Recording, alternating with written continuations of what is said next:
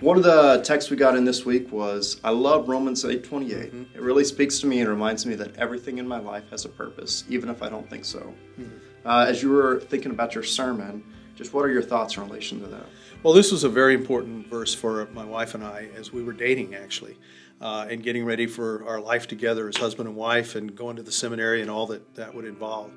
And we adopted kind of a motto, and because we knew that God had called us. Now, I'm not talking about calling us to ministry, but the reality is God calls us to faith in Himself in our baptism, or for some of us who were brought to faith before we were baptized through the Word, bringing us to faith.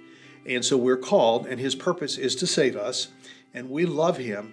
And with that in mind, we knew we couldn't lose. And so we had this motto, we can't lose, because we were dedicating ourselves to following God and to serving Him, whatever that meant.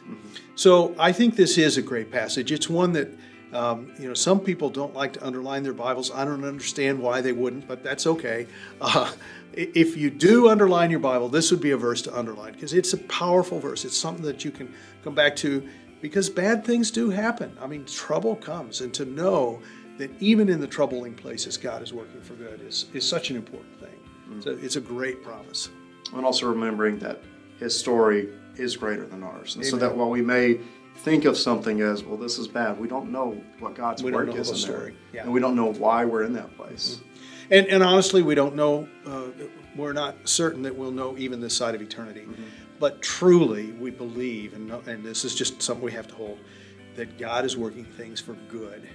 And that there is something. The other thing about that is an important thing to remember.